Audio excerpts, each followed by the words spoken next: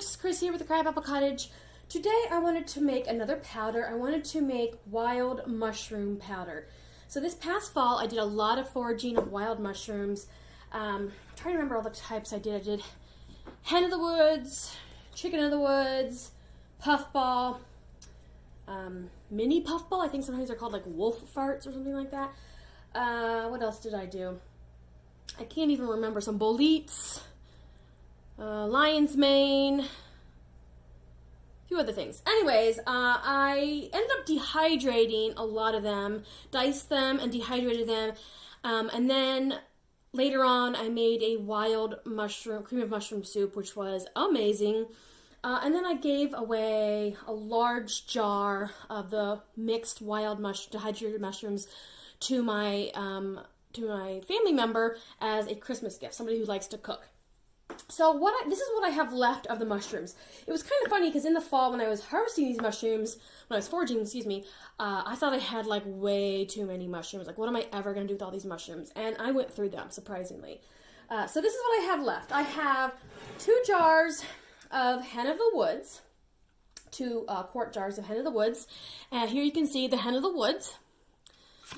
These are kind of large pieces. So what happened basically is I just got tired of cleaning and cutting them, so I left them a little bit bigger. The other ones I had diced, and these are a little hard to use because they're so big. You can crumble them up, but I just haven't used them that much. Plus, I felt like the mixed wild mushroom mix had a lot better flavor, and I feel like individually these mushrooms aren't quite as flavorful. Plus, I think I soaked the hen-of-the-woods a little too long. I just got kind of caught up with other things, and the hen-of-the-woods soaked for a little too long. So I have to get these, jar and a half, jar and 2/3 hen-of-the-woods. I've got a small pint jar of mini puffballs. I think the common name, what people call them, is like wolf farts or something like that. I'll look up what they're actually called, and I'll post the scientific names of all of these in the comments, in the description. And then I also have this little jar with baby portobellos. Now these are not wild, these are not foraged. These were probably, this one's really vacuum sealed, here we go. These were, I think, like a pack that I had gotten from the food pantry that were pretty much on the edge of turning, and I didn't have any use for them right away. So I sliced them and dehydrated them. So this is what they look like. So the plan is to mix all these mushrooms up, to grind them in my KitchenAid coffee grinder, and then to put the powder back in a jar and vacuum seal it. And the idea is that I can incorporate that powder into a variety of dishes. I'm thinking about doing like a mushroom beef stroganoff. I could add into various soups, that sort of thing, noodle dishes. So I think this will be a good way to add some of that umami flavor to various recipes. So that's what I'm going to do, so hang with me. Okay, so the first thing I'm going to do is put these mushrooms in a bowl, and I'm going to kind of crumble them up, and I'm going to mix the various varieties. The little puffballs don't really need to be broken up. They really can't be broken up.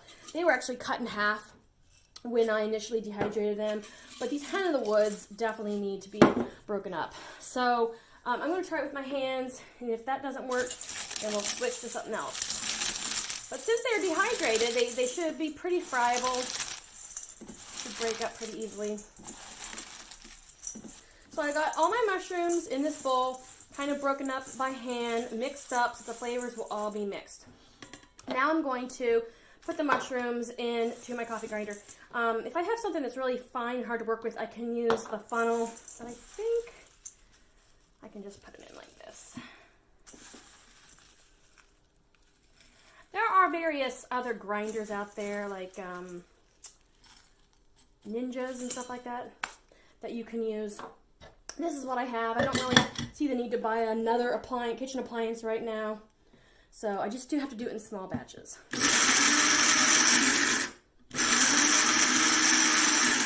So with my model, and I think with most coffee grinders, you just push down on it and it pulses. And you want to do this in pulses. You don't want to just hold it down for long periods of time. So just going to pour this in here. It looks like I pretty much got all the chunks. And I'll just tell you right now, making powder is kind of a messy task. You get it all over the place, but I have discovered that powders are just a really amazing way to add flavor to your food. So I currently use green powder, which right now I've been making from kale and spinach. I'm hoping to do some foraging of other wild greens this spring, and then to add those to my green powder. And then I do tomato powder as well. Those are really the only two. I made orange powder maybe like a year ago, but I didn't really find a lot of use for it. I put some in like what was it? It was like an orange cranberry bread, and that wasn't bad, but it just didn't do a whole lot for me. I found that the hen-of-the-woods mushrooms are a little on the chewy side. They're one of the chewier mushrooms that I harvested, and so I don't like the pieces. I mean, they're okay. They're okay if you rehydrate them in warm water for like 30 minutes and then cook with them maybe like a soup. Like I made the wild cream of mushroom soup, which was really good, and they were fine in that. But I want a powder that I can just throw in pasta, like something really quick. So that's what I'm going to be doing. All right, so I'm going to just keep doing this. I'm going to grind all these mushrooms. I'm going to sift all the mushrooms, and then we'll show you the final product. So I just finished grinding up the last of the mushrooms. I did change my methods a little bit. I found that when I was using the screen, what was happening was I was just getting more mushroom dust in the air than anything, and then I was breathing that in. So I just kind of been watching it closely, making sure it's really ground all the way, and then just putting it in there. So one other thing I wanted to show you is I picked up this paintbrush at the Dollar Tree recently. This was something that was recommended by Darcy at the Purposeful Pantry, and it's going to be designated just for working with powders. And the idea is that you can kind of get some of the powders, like coffee grinders. I think she mentions this in one of her videos. Coffee grinders aren't really meant for grinding things into a powder. Coffee is something that generally has it usually doesn't get as finely ground. It definitely doesn't get ground to a powder. It's just kind of a rougher product. And so you don't really get the dust in the air or in the little crevices like you do with some of these powders. So I got this designated paintbrush from the Dollar Tree. I think it came in a pack of 5 for $1. They have lots of other paintbrushes there. I picked the ones with the metal handles because I thought it would be easier to distinguish that these are my kitchen paintbrushes and not to be used for other things like painting or something like that.